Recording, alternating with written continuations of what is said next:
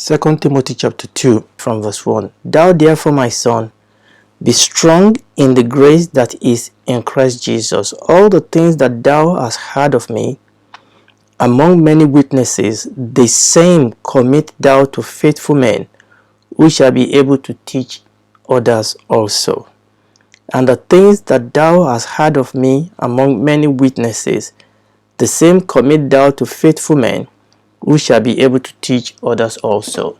So that is the picture that we have been using. The centrality, the power, the bullseye is the revelation. But God gave that revelation to the 40-something authors of the Bible, and the way that God has made sure that His word is recorded accurately is through the process that we call inspiration. So God superintended on the human author of the Bible, and through them He recorded without error His revelation. What we'll be doing today is now going to the third part, which is what we call transmission. Let's say you bought something from Amazon online, a wireless mic, okay, from Amazon, okay, and your wireless mic will probably come in a box like this. Now, but the box is not what I really need. What I need is this wireless mic. But the manufacturer actually put that wireless mic in a primary packaging. So this case serves two purposes: is to protect the primary product and also to do what? To transport it.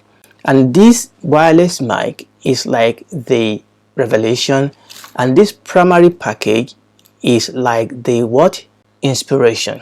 Okay, but when you bought that and they are going to deliver it to you, they put it in another secondary packaging to help transmit that product to you, so that the product will get to you intact without any damage, being in the right integrity. And that is what transmission is all about. So what we'll be dealing with in transmission is dealing with how the inspired word of God that has been deposited through the human author by inspiration into, for the most part, into a letter or into a writing, which are written on perishable material, and how that original autograph was then transmitted all the way down until it gets to us. Remember, the Old Testament was written in Hebrew majorly, the New Testament in Greek. So that original autograph is just what? There was one original Isaiah, there was one original Jeremiah, there was not one original Mark, there was one original letters to Ephesians, one original book of Revelation.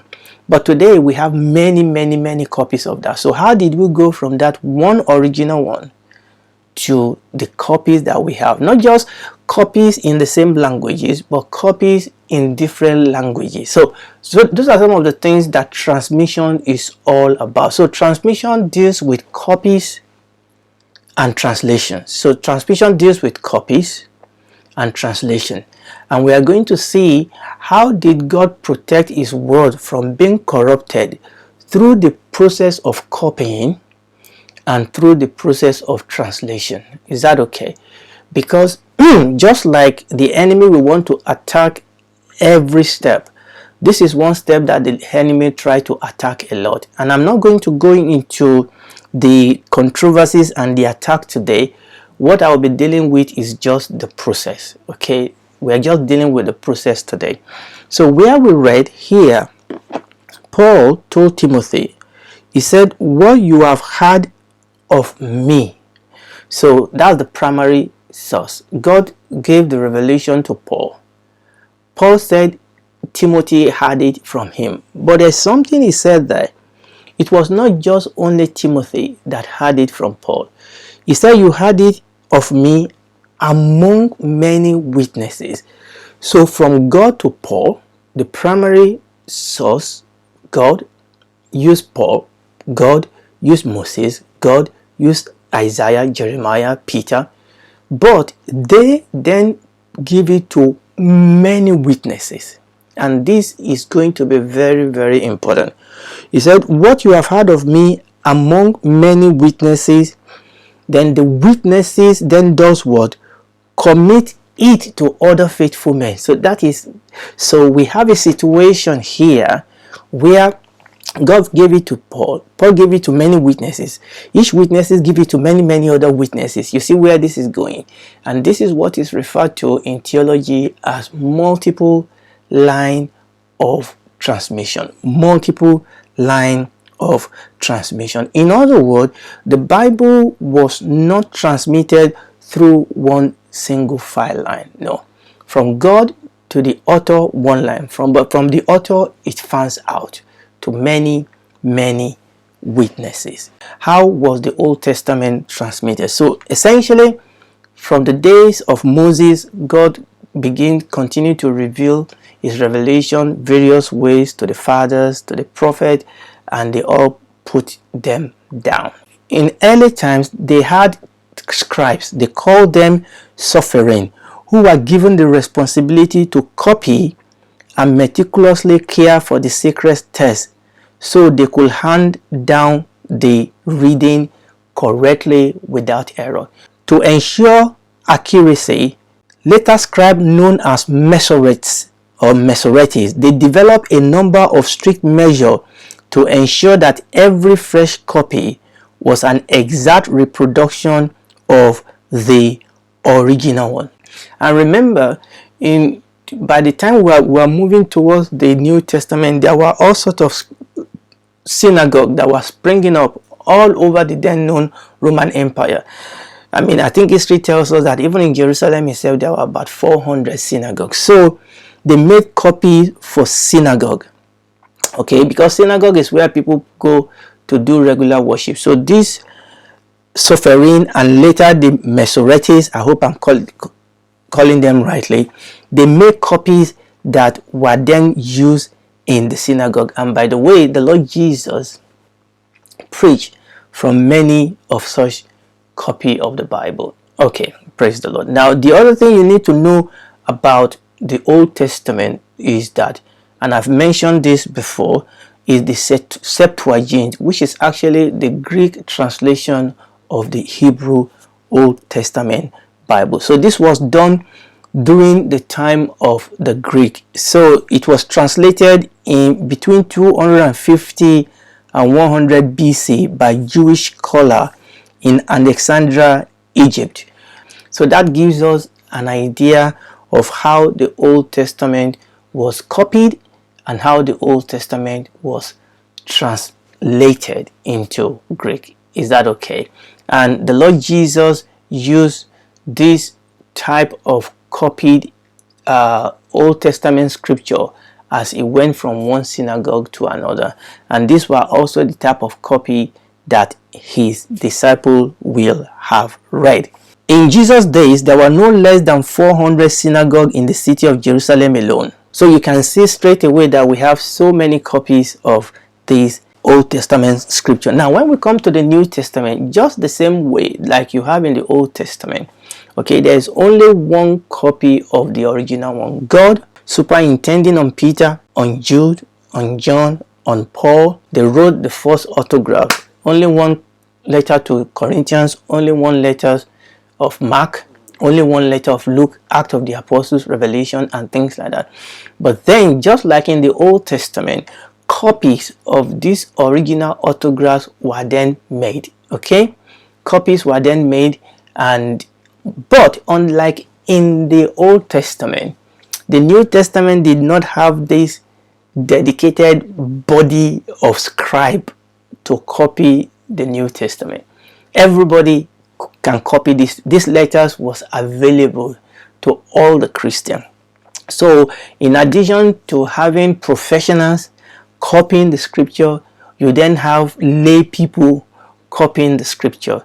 And also you need to understand that sometimes people copy the scripture under very difficult situation in which they must not be caught with the scripture, or in a hurry sometimes, so that they can have just a part of the scripture. Okay, so what you then have in the Old Testament was a situation where you do not have as meticulous copying system as you have in the Old Testament. So in the New Testament, you have a mixture of both professional copier and also non-professional copier. And what I'm saying there will be very, very important when we swing back by the grace of God next time to talk about some issue that will raise and how do we resolve that. Okay, the New Testament, we're talking about the New Testament now. So initially, the original autograph were written into copies in Greek. Okay, so you have many copies in Greek, and people were taking copies from one churches to another churches, or from one individual to another individual. Understand that actually the whole book of Acts was written to one single man. So unlike the Old Testament, people can now have personal copy of part of the New Testament, letters of Paul, letters of Peter, and things like that. Okay, we are going to come to later how this thing then comes to be put together, but here we are just talking about the original autograph and how they were copied. But you remember that the Christianity quickly, very, very quickly spread all across the Roman Empire. So what you then have very early on is that you then have the New Testament being translated into Coptic language of Egypt and Syriac language of Syria and Latin language of Rome. This original Greek New Testament was then being translated into various languages, and that languages have many copies in that languages, and it is translated into other languages, and that languages also have many copies, obviously, until it comes to us as English readers. Talking about the New Testament, in addition to the original autograph being translated into many copies and many languages, each language is having many copies, you then have the writings of the church fathers. You know, the church father that lived in the time of Paul, the church father that actually were direct disciples of the first disciple of the Lord Jesus Christ. Okay, maybe one of these days we'll talk about the early church. We then have the writings of these forefathers. Many of them have survived. We have copies and copies and copies of the writings of these early fathers. They are not scriptures, but these writings, they are full of scriptures. Take, for example, the writing of your popular minister, hopefully who uses the scripture rather than teaching self-help. And you will see they will be quoting scripture. They will quote Matthew this, John this, and you can actually put the scripture together by just going through the book that he wrote. So in addition with this copy of the original and translation, and then copy of the translation, you then have the writings of the church fathers that actually gives us multiple copies of the New Testament scripture. And that is the way the scripture has come to us. In other words, the scripture is actually translated to us in multiple line of transmission, not just single fine line of transmission. We said that the way God protected and make sure that his revelation was recorded without error by the human author is through inspiration. The way God protected his word from error during the transmission is through this multiple line of transmission. Obviously, God was involved in the process, okay? But there are so many people involved now that the way God has protected his written word is the fact that we have many copies. I am blessed when I compare the way God protected the living word and the way God protected the written word. You know, when the Lord Jesus was going to be born, there was fireworks, okay, angels appearing to this, how the shepherd, you know, seeing the light and singing and shouting. We have, you know, Elizabeth, who has been barren, giving birth. We have John, Zechariah, John's dad, becoming dumb. You have this, you know, firecracker as it were, and the child was born. And then suddenly Herod wanted to kill him. What did God do? He asked Joseph to take the mom and the son and run to Egypt. I mean, God could have just killed Herod, but God uses human method to protect his son. I mean, human method not by himself, but God still working through this human method to protect the living word. And it's the same thing that I see here with the written word. God actually uses human method superimposed by divine grace to protect his word. And this is going to be important. This multiple line of transmission is going to be important when we come by the grace of God next time to look at the charges of corruption that is often laid at the feet of the Bible. This multiple line of transmission is what produced for us many of the manuscripts that we have available today. And actually, this helps us to be sure that what we have today is a honest, true copy of the original. And we are going to compare. And the good thing is that God has not left us with that old manuscript today, that we can compare, them with the Bible and see whether we can believe what the Bible tells us. That is what we read here in the book of Timothy. And the things which thou hast heard of me among many witnesses, the same commit thou to faithful men, who shall be able to teach others also. The principle I want you to see there is the principle of transmission. The original autograph copy into many language in the language of the original autograph, and then they are also then transmitted into other languages, and in other languages many copy of other languages, and keep going until we have one in our own language, English. Remember, like I said, in those days they didn't have any printing press. In fact, interestingly enough, when the printing press did start, the first book that was printed out of the printing press was the Bible. Before the printing press was invented, the Bible was copied by hand. The Bible was copied very accurately, in many cases by special scribe, which I've already explained to you, who developed intricate method of counting words and letters to ensure that no error had been made. That was in the Old Testament. In the New Testament, you don't have just that. You also have people that were just copying things by themselves. The Bible was the first book ever printed. Yes, that's what I wanted to read out for you. The Bible was the first book ever printed on the printing press with movable types. That was the Gutenberg press in 1455 Latin Bible. As the Bible was carried to other countries, it was translated into the common language of the people by scholars who wanted other people to know God's word. Today, there are still so many groups with no Bible in their own languages, and we have people that are working night and day who have been called by God to translate the Bible into other languages. Now listen to this, and this is very important. By AD 200, the Bible was already translated into 7 languages. By AD 500 into 13 languages, by AD 900 into 17 languages, and on and on.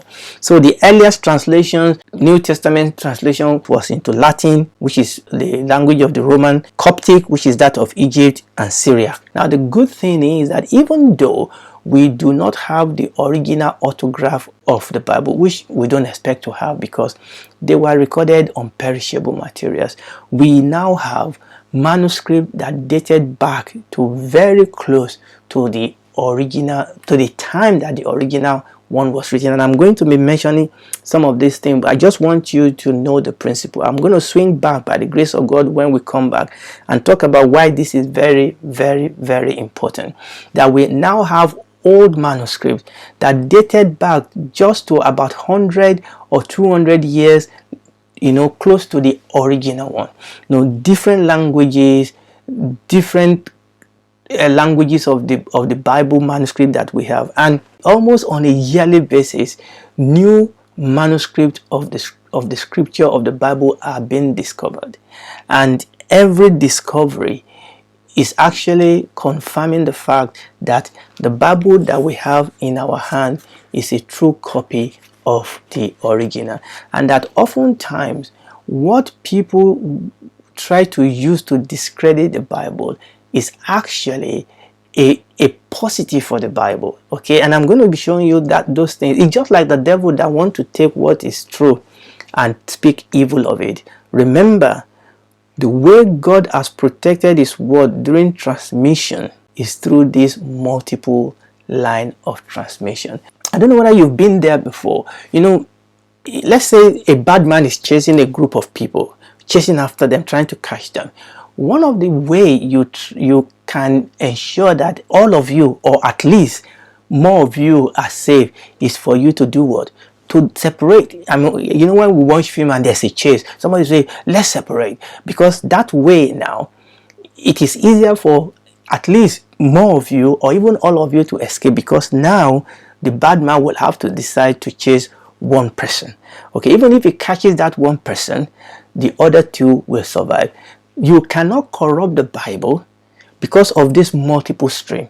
If you corrupt one stream, then we have this other stream, and the devil has tried to corrupt the Bible. Okay, to try to corrupt it. But if you corrupt one stream, we have this other many other streams that we can use to say no, that is wrong. Okay, and the thing is that we have disciplines.